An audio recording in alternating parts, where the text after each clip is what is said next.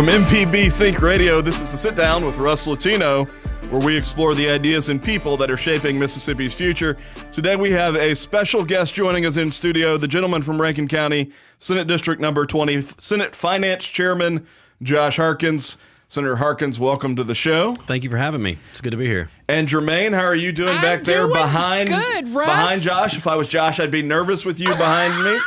I know we go Josh, way back. so I know he's not nervous. And crazily enough, 20 years or more now. Mm-hmm. So I will tell you this. I've been a little depressed today, right? And so football season is over.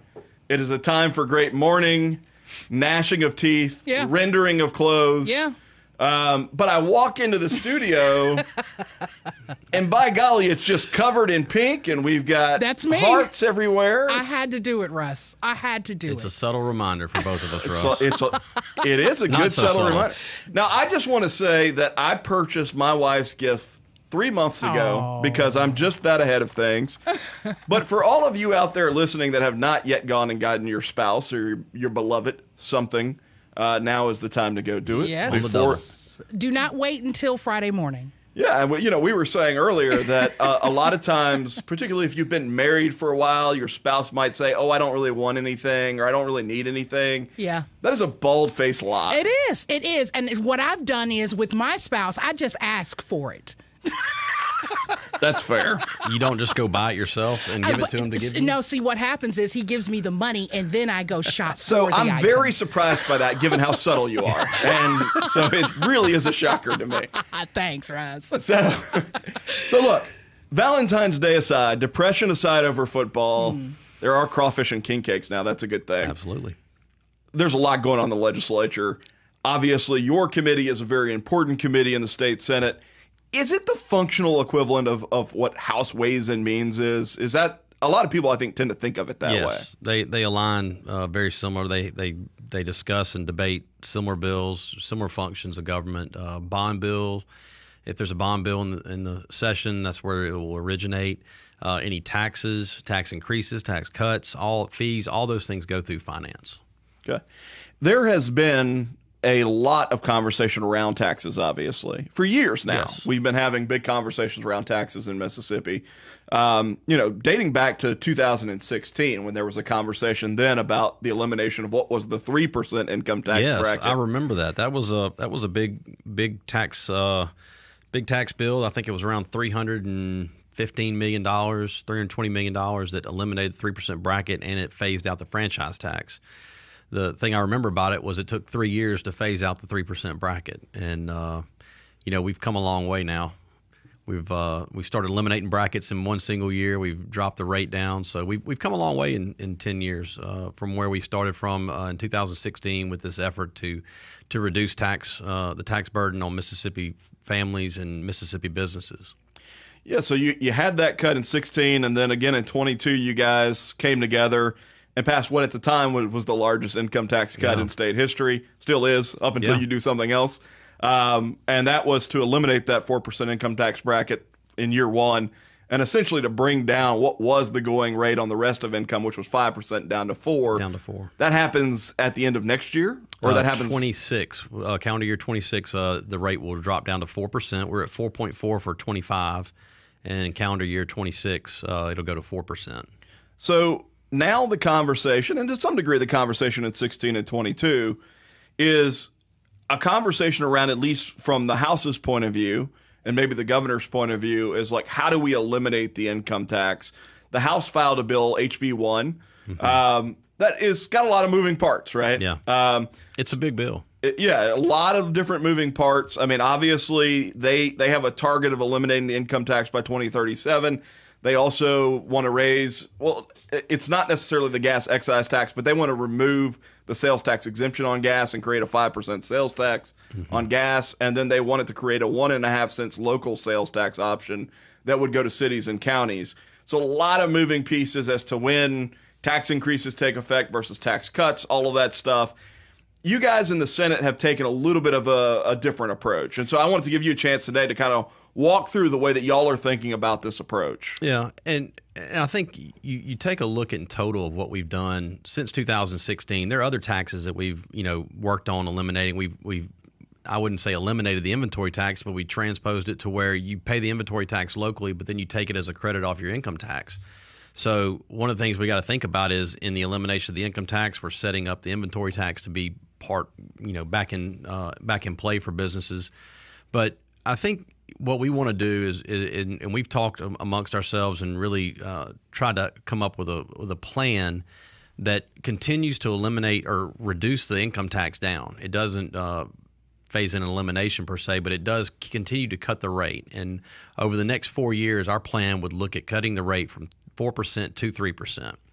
It also reduces the grocery tax from 7% to 5% on groceries. And we would incrementally increase the gas tax 3 cents a year, indexed all the way up to 9 cents over a 3-year period.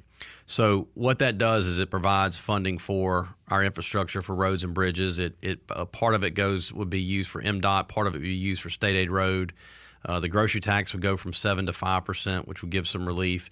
And then you'd have a systematic, step down of the income tax from 4 to 3, and not raise any sales tax in that plan. So on the income tax piece, we're not talking about a full elimination, but we're talking about over a 4-year period getting from that 4% that we'll be at next year down to 3%. Correct.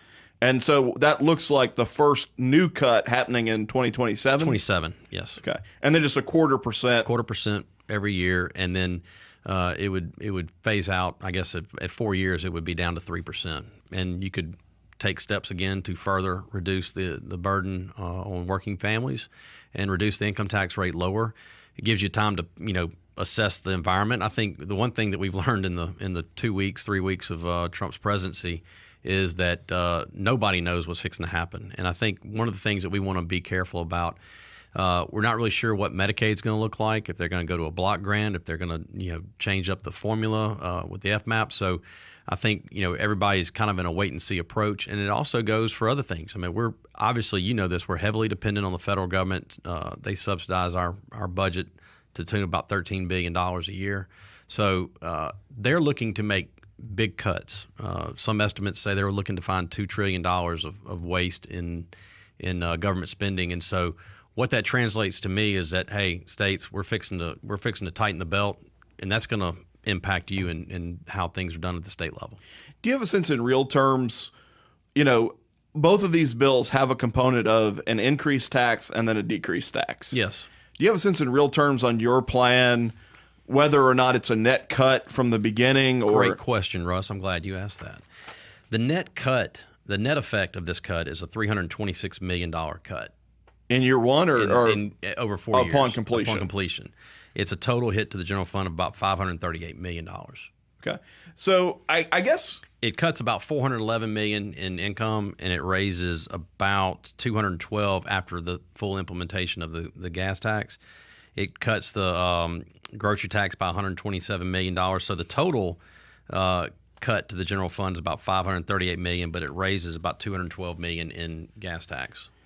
So one of the things that I think you'll hear, right, as the House continues to push on its idea, and obviously the Senate's got its own version or idea around how to do tax reform the right way, is I think some people that support the concept of HB1 will look at it and say, we think the goal of eliminating the income tax is a really good goal, and comparatively, one proposal feels a lot bigger than the other. What's your response to that, or the way that you think about sort of that point of critique? I'm not really worried about what people think about it. We're continuing to march the rate down.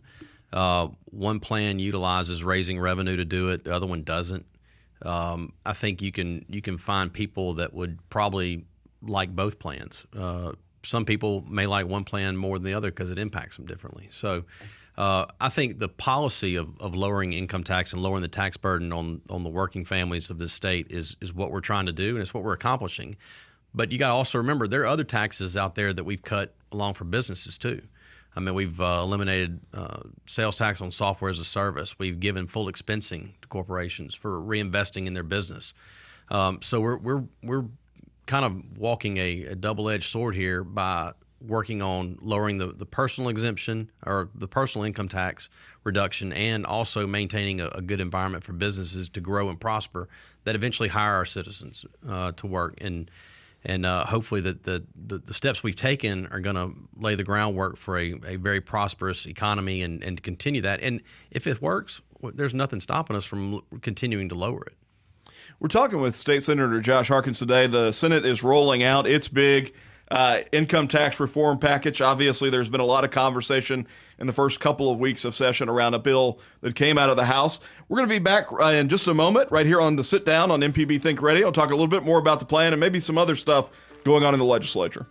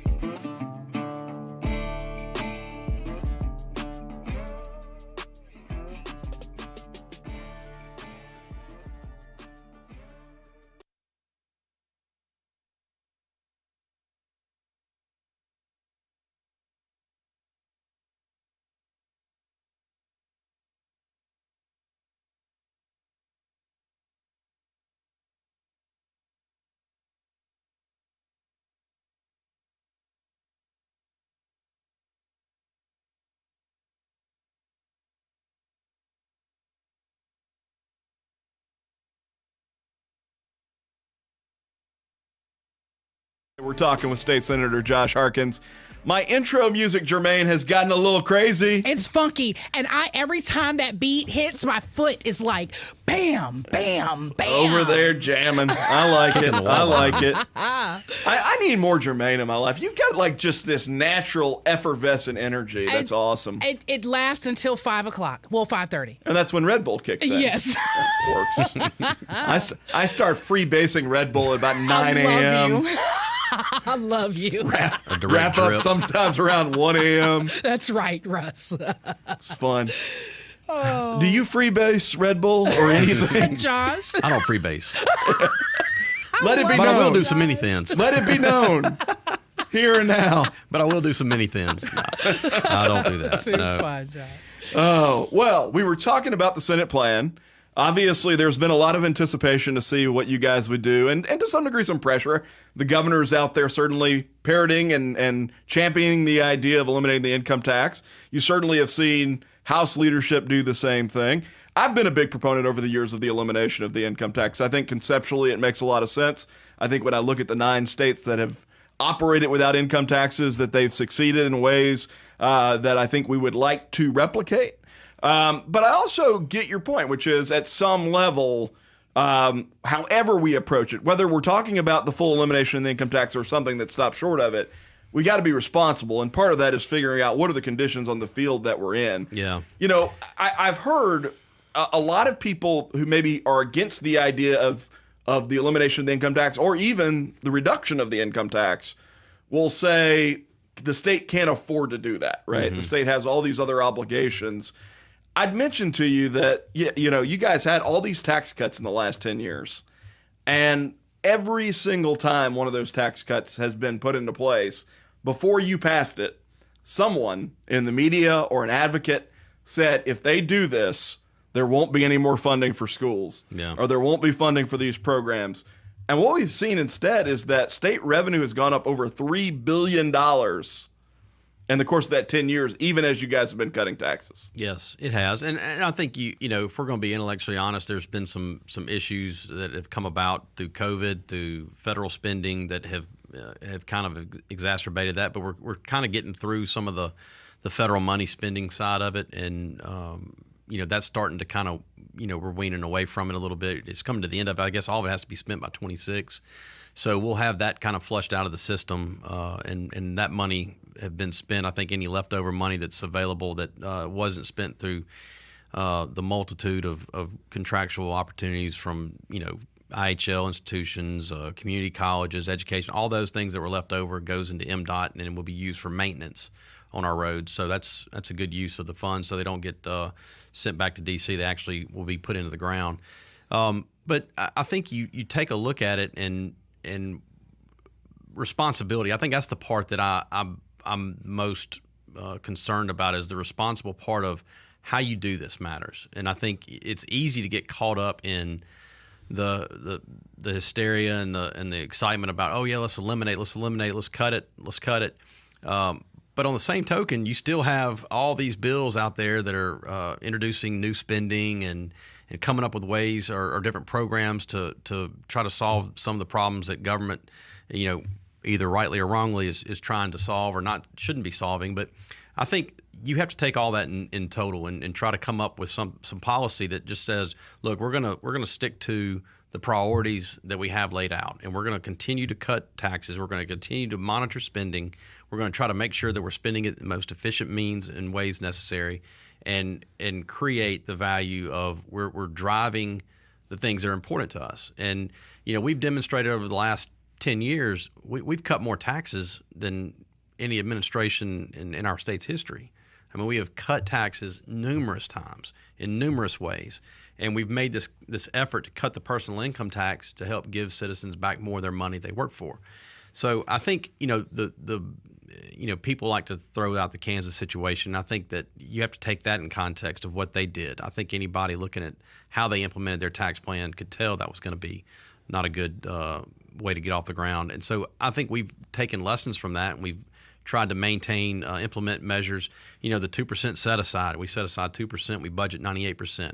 Our rainy day fund, we passed a bill out of the Senate this year to raise the rainy day fund from 10% to 15% to try to have more of a cushion. We're probably on the lower end of all the states in the country with the rainy day fund only at 10%. Some have 15, 18, 20% rainy day funds. So I think as you move forward to trying to eliminate one of your main sources of revenue, it's probably a smart idea to increase your reserves to make sure you have a cushion in the event something happens. One of the things I've heard frequently said is that the state is operating. I've heard numbers between $2.5 billion and $4 billion in reserves.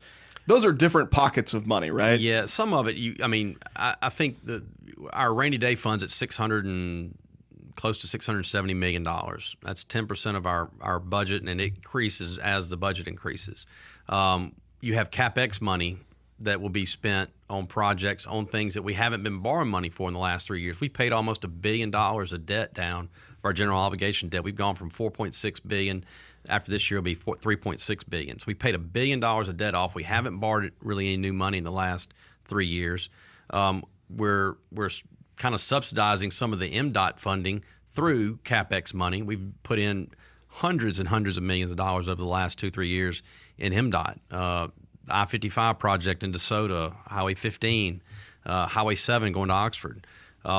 There are projects all over the state that need funding, and we've been funding that through CapEx money. And we haven't been borrowing money. So, I would say we've been putting the excess revenues that you've seen out there to good use. But there are other funds like the BP Settlement Fund. Those funds are dictated. 75% of it goes to the part of it goes to the lower 6 counties. The rest of it goes to the rest of the state. Those monies are taken into consideration when you're talking about these one-time monies. You really can't use them for anything other than they're obligated for. So yes, they're there, but they're not. That's one-time money. It's not recurring dollars for recurring expenses. And then I think one of the things that gets mentioned a lot too is, hey, look, we've been operating with these budget surpluses over the last several years, and for a while there actually were 2 or 3 years back to back where there were significant budget surpluses, like over $1 billion. Well, we held spending tight, where we didn't raise our spending to mirror what our revenues looked like. So, because we know that we're operating kind of on a sugar high with all this federal money. So we kept our spending in check, and we had excess revenues, and we put those revenues to use in the means that I talked about before, where we're paying off debt. Every year we have hundreds and hundreds of millions of dollars of requests from state agencies, from universities, from community colleges, from education, K-12, on projects to maintain buildings that are owned by the public. And we fund those. But you can't fund those in perpetuity without borrowing money. If we're starting to eliminate income tax, we're bringing our tax revenues down. That spread is going to evaporate over time, and you're not going to have that. So we're going to go back to borrowing money, and it's going to just increase debt service to a point. But maintaining your borrowing at a manageable level is going to be important. Yeah, and I guess where I was going with that at some level was that the spending has caught up with the revenue at some level, so that the surplus is no longer $1 billion surplus, right? The surplus is what, a couple hundred million? Like $369 million this year. Okay. And then what is there's something going on with Medicaid outside of the expansion conversation. Yes. Where essentially during COVID, the division got extra money. It stored up that money. And has burned through it.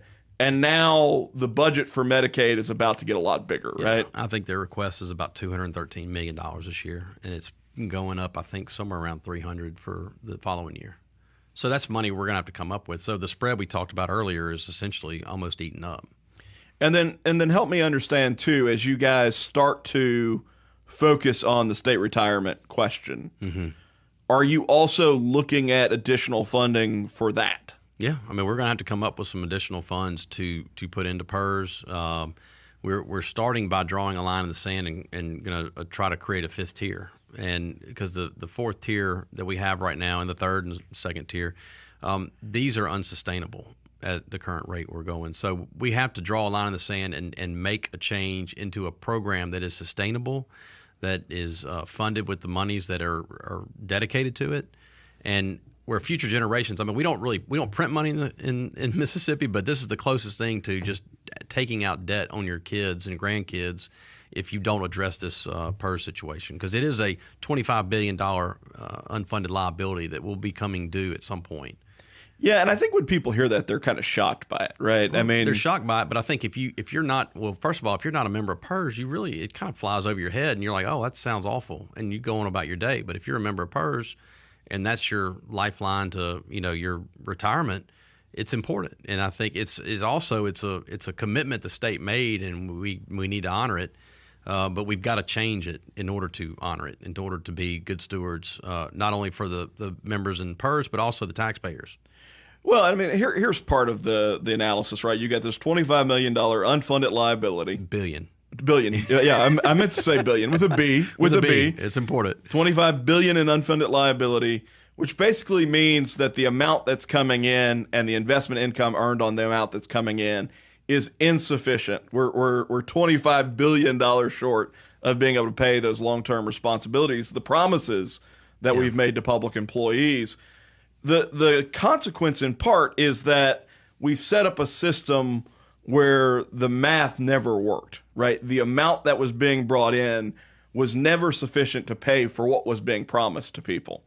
And you're dead on. It got worse in the late 90s when they decided to increase benefits without increasing the contribution rate. They took the benefit from 1 7/8 to 2 and then made it retroactive, and they instituted the 3% COLA or 3% additional benefit, as it's worded. And I think that's the part where if you're going to do that and you don't provide a funding source for it, 25 years later, here we are. And I think with decisions like that, like what happened to PERS and like the income tax, and when you're dealing with the revenue for the state, I don't want people in 25 years to be sitting around going, who in the world was the finance chairman that thought this was a good idea the way they did it? And that's why I think being cautious it's not a sign of not wanting to do it. It's just wanting to make sure we get it right. Because I think, the phrase, the road to hell is paved with good intentions. I think there was the road on the 87 highway bill was good intentioned, but they didn't index it. So here we are sitting here today with, funds that are not appropriate enough to maintain the roads we have. And you visit with Brad White, he's told you, and I think Brad's done a great job over at MDOT. But I think in order to maintain the roads that we have and to increase capacity for projects, there's not enough money. It's just, people can say, oh, they don't need any more money. It's not enough money to maintain it long term. And there has to be something done to help increase funding for it. And, to me, the gas tax is a form of user tax that everybody pays it. It's the fairest of all of them that's out there. But it's also incumbent upon us to make sure that MDOT is using it appropriately and we're getting the best out of it. When we come back from break, I want to talk a little bit more about the gas tax. All right. But look, don't worry.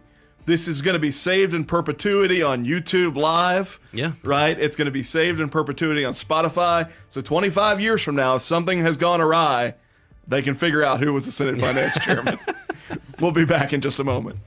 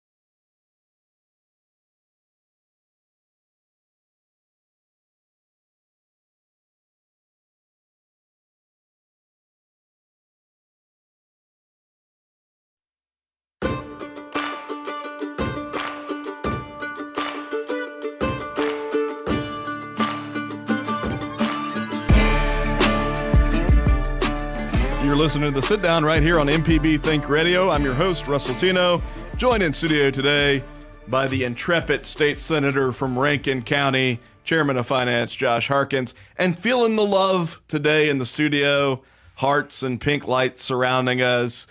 And you know what? I would love to pay less in taxes.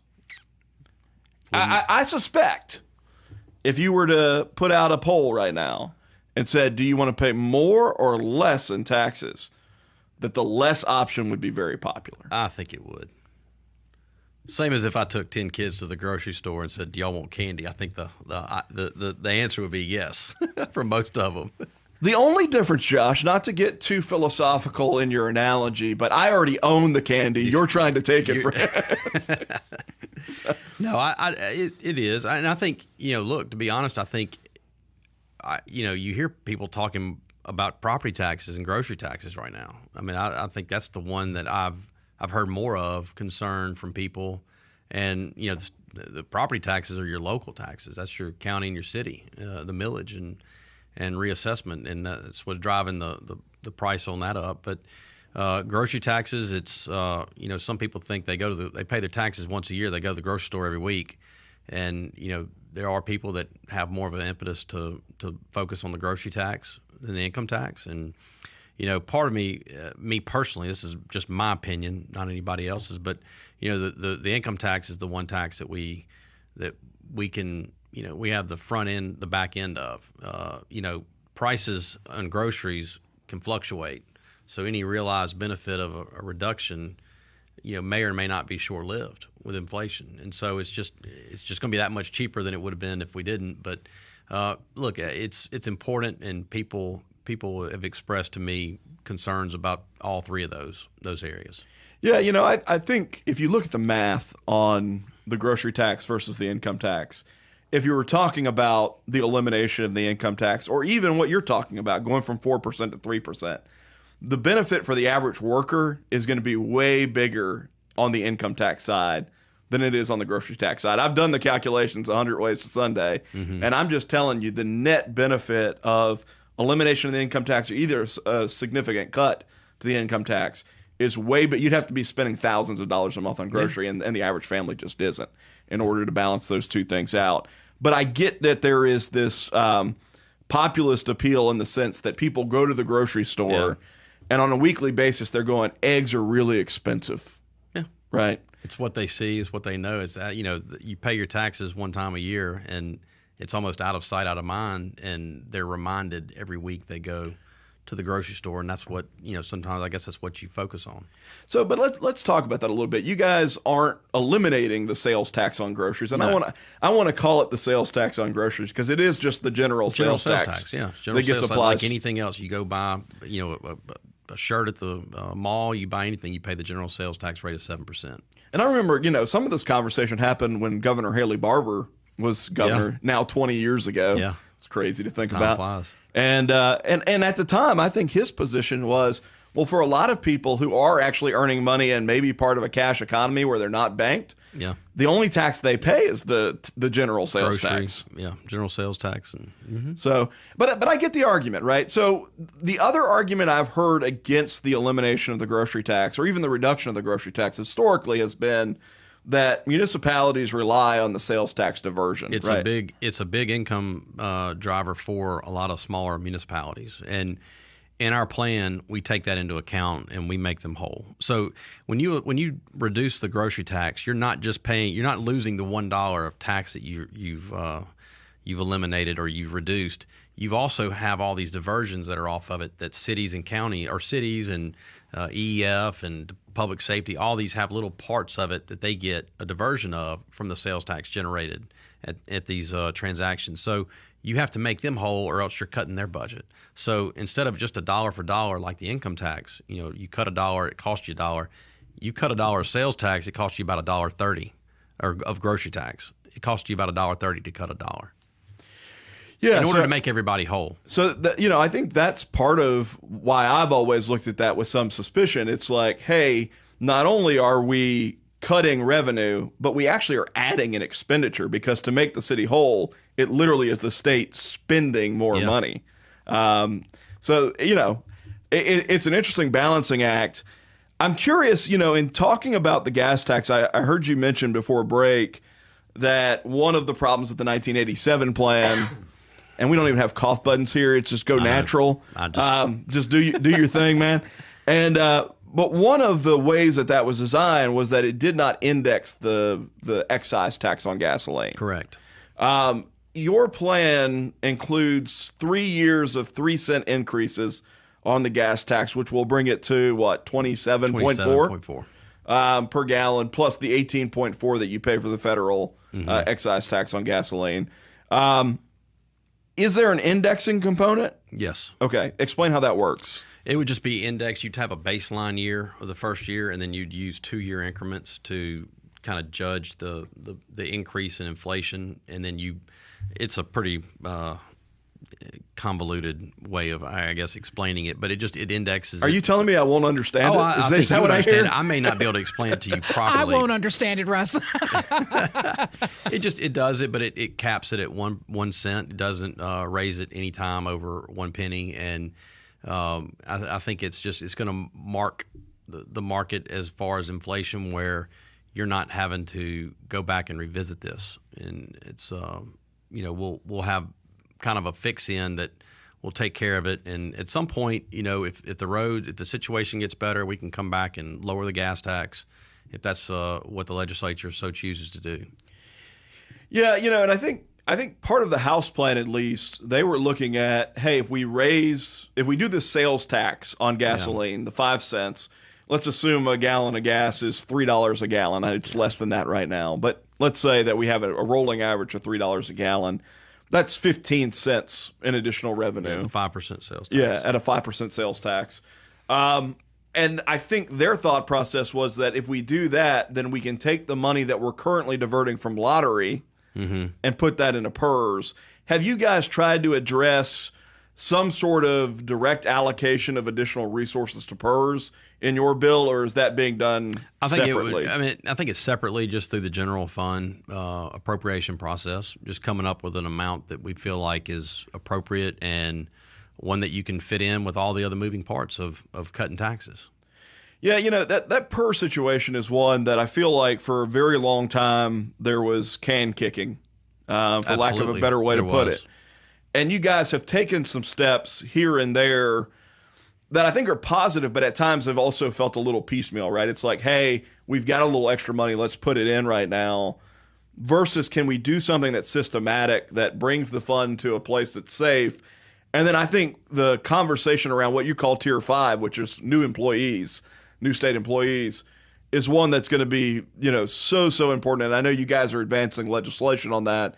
But the truth of the matter is we're hurting new employees right now, right? Because the average state employee who comes on board right now never vest. Yeah. They don't stay 8 years to vest in the system. And so effectively, their income is being suppressed by the fact that you've got this massive state contribution and they've got their own massive employee contribution. What does it add up to? Close to 27% as well. They wanted to take it up to 27%, but it's capped at 19.5. It was 17.5. It's going to 19, or 17. It was going to 19.5, and I think the original indication from PERS was that it was going to go up to 27, and I think that would have further exacerbated the problem with PERS, because people would have to sit there and cities and counties would say, well, heck, I can lease an employee sure through a temp agency cheaper than I can employ them. I can pay them more, I can save money, and you take all those employees out of the system, it further exacerbates the problem with PERS. And so, we had to make a conscious decision, say, look, we can't afford to go up that high. But what that's going to require us to do is to put additional funds in to help cover it. Now, we've raised the contribution level. It's going up to 19.5 over the next three or four more increases at I think 50 basis points a year. But once we get to that level, that's where it is. And so you're going to have to put in more funds over time and come up with revenues to put into PERS to help get the unfunded liability out there shrunk down to where it's manageable and hopefully eventually overcome it. But I think, as one of the hearings we had, he said, the problem over time gets better because as people expire, the funding increases over time. And I was like, what do you mean by expire? I knew what he meant, but I wanted to make sure everybody else knew what he meant, as people die off. And that's not, it's just one of the things that we shouldn't sit here and wait for time to heal something. It's we got to act and take and at some level that feels naive too, right? Because you have a whole new generation of workers that also eventually have to expire. Yeah, for lack of a better way to put it. You also have to consider. Look, let's be honest. If you're in the pension system, you have a completely different perspective. If you're a retiree in the middle of getting your pension, or if you're a 3-year employee that's looking to have a career, and if you want to have a career with the state, you need it to be around for 30 years and then for the next 30 years for you to retire on. So this is not a 5, 10-year, 20-year problem. This is a 50-year, 60-year, 70-year thing that you have to look out for. And I guess the point I was trying to make around when I was saying 27%, I wasn't talking about the state's contribution, but if you look at the state's contribution plus the employee's contribution, it's 27 some odd percent, right? Because the employee's paying another 9% on top of what the state's paying. And if you're a young employee that will never vest, that means that your total compensation, 27% of it is being shipped to something you will never see, right? You'll never see the benefit of, which means effectively your wages are getting suppressed by 27%. Yeah. So how does the state hire qualified people? I would argue one of the ways you hire qualified people is offering higher salaries with less long-term benefits, knowing that the trajectory is that people won't stay in those positions long enough to vest. Yeah, and that was the common phrase you heard. We took less pay to have a good pension to work for the state. We took low pay to have a decent retirement. And I think what you've seen with SEC Squared, the new payment model that we're using for state employees, we're getting them up to market wages on things. We're paying people more. So that's part of the spending that you see, we talked about earlier. But we're paying our employees more. We paid our teachers more. We've given, pay raises to teachers. We've given pay raise to across state employees, and some would argue not enough.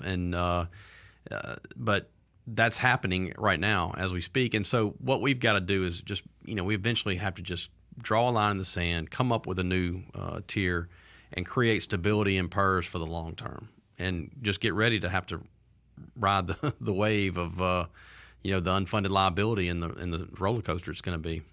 We're talking third rail of politics with State Senator Josh Harkins. Yes. We'll be back in just a moment to wrap it up.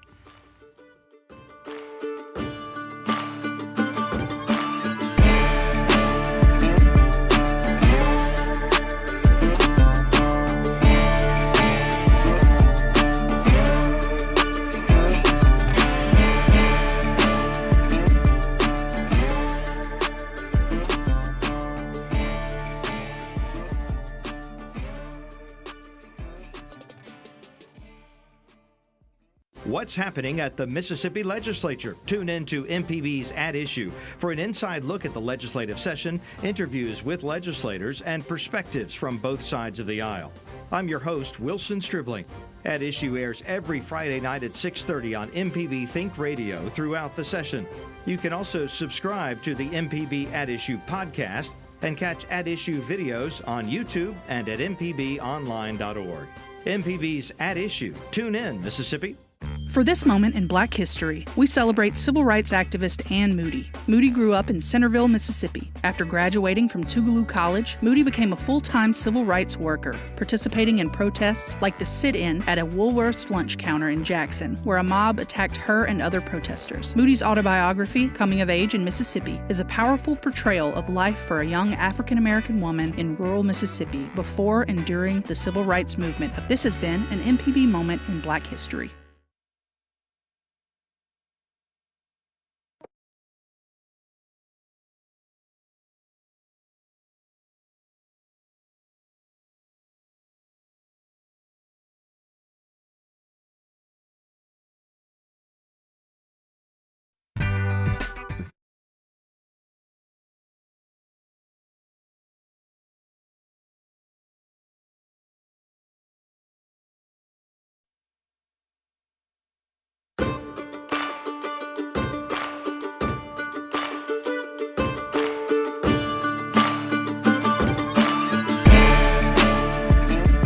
You're listening to The Sit Down right here on MPB Think Radio. I'm your host, Russ Latino, talking with State Senator Josh Harkins, Chairman of Finance, drafter of tax reform legislation in the Senate. And you know, we'll see how the negotiations go. What's your prognosis, given sort of the gap between where the House is, where the Senate is? Do you think that there's room for consensus? Well, I guess each side has to get consensus on what they believe they can pass, and I think once we get that, I mean, you have to take everything else into consideration. I mean, you need to look at the appropriation process. We're obviously going to get a revenue number here in March to pull from, so we'll have a better idea what the revenues are looking like through I guess February. We'll have February's numbers, and so I think what we'll do is we'll continue just to go through the process. The deadline to get the bill out of off the Senate floor is the 26th of February. We got plenty of time. A deadline tomorrow, Thursday, is the deadline for general bills. So once that passes, we'll shift our focus to the revenue and appropriation bills, and that's where the tax bill will come up and be discussed and voted on in committee and then on the floor. So yeah, and for people who aren't familiar with the legislative process, I mean, deadlines drive everything, yeah, right? Absolutely. And they make your job fun the closer you get to one. Yeah. I think I'm a proud member of what I'd like to call the I Don't Need Another Daddy caucus. And I'll explain what I mean by that. Generally speaking, I think adults should be able to make their own decisions on where they do business, who they do business with, those sorts of things. Wine shipping has been a perpetual and annual conversation around whether or not we're going to allow people to have wine shipped to their door. Give me a sense of where that bill is in the Senate. There's a bill that is currently on the Senate calendar that will probably be coming up to on Wednesday today. We will take it up, and there's a House version and a Senate version. They're a little different, but that's the kind of thing that once you get down to the end of the session, they both pass. You can find a common version that get to an agreement on. I don't think they're that far off, but it does allow you to purchase wine from a wine manufacturer. Our stores don't want you to be able to buy it from a liquor store across the border in another state and have it shipped in. That defeats the purpose of what we're trying to do. We're trying to allow them to get from wineries that are currently not in and not available at your local store. Even some that are, but they're usually higher end, higher price wines. But just give them the freedom to be able to order, and if they choose to pay the freight to have it done, then that's their business. You can always join the I Don't Need Another Daddy caucus. Yep. Membership dues are relatively low. How much are they? Nothing. You just wow. Yeah. That's why I say no relatively cost to me. At no cost to you. For the low price of nothing, government can mind its own darn business. There you go. How's that? I changed it up. I love it. it. You had me laughing. One of the other things that is of interest to me is election reform and really the campaign finance reform. in the last couple of years, I've seen a number of examples of where I think our code is insufficient or its enforcement is insufficient. Yeah. And I'll give you a couple just prime examples. We had a major political party in the state of Mississippi in 2023 that didn't turn in half of its qualifying candidates' paperwork until the day after the deadline. Yeah. And there is no consequence for that. I think that's what frustrates people is like if you're going to have laws, if you're going to have rules for elections and for campaign finance, you should do your best to adhere to them. And if you don't, then if you don't qualify by qualifying deadline, then you're not eligible to run. And I think the problem in part is if you look at the code, it's a very clear violation with no actual consequence. Yeah. And so a situation like that, or one that I'm dealing with right now, because we did some public record requests. I say we at Magnolia Tribune, my day job. Your day job. Did some public record requests for the mayor's campaign, Mayor Chokwe Lumumba's campaign finance reports that were filed when he requalified to seek re-election. And first of all, I don't think those should have to be subject to a campaign finance or they a, should be a made public record available request. like everybody else. They should just be available. Second of all, I'm now 7 days in to waiting for the documents to arrive. Luckily, I got to see them from other sources.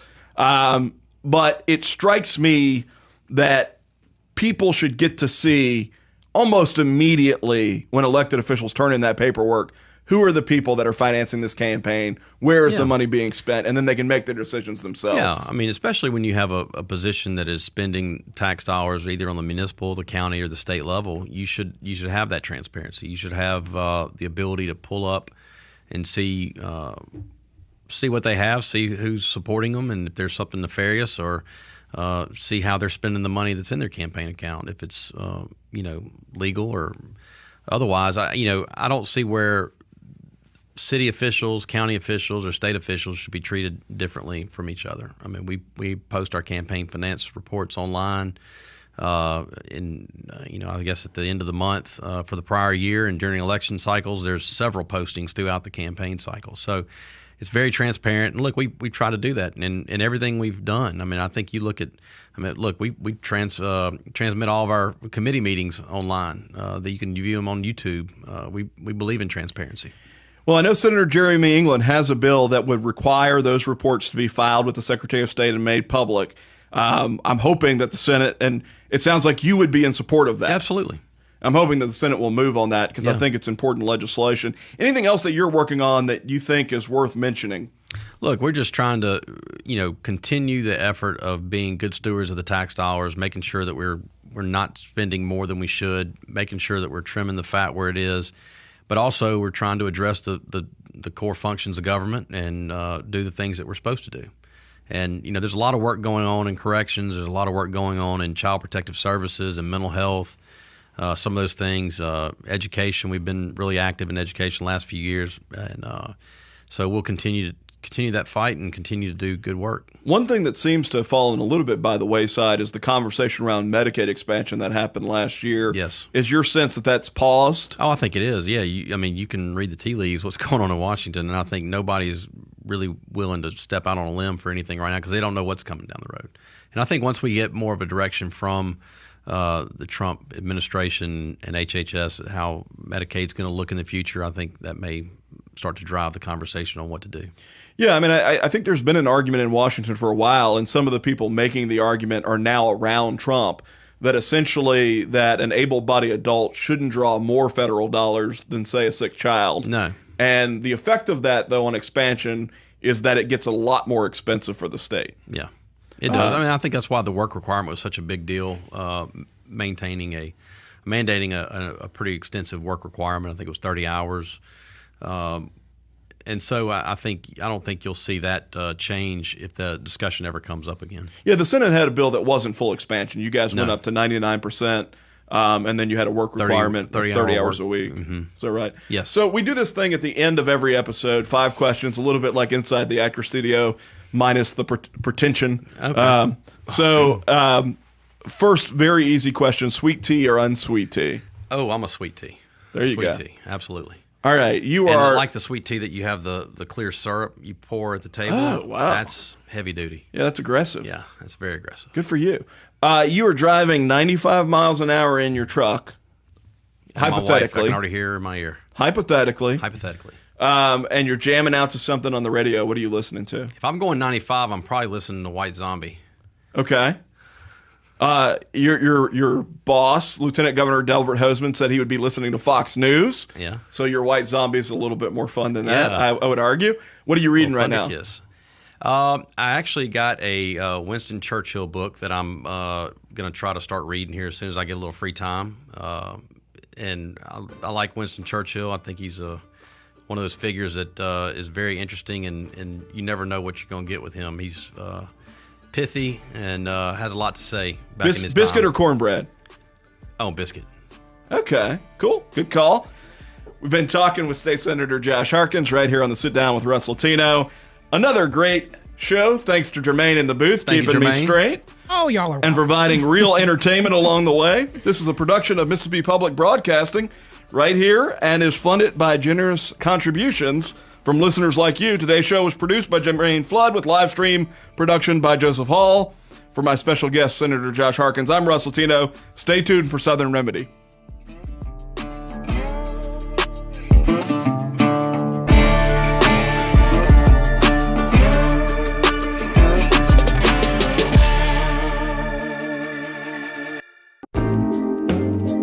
This is MPB Think Radio. Mississippi is our mission.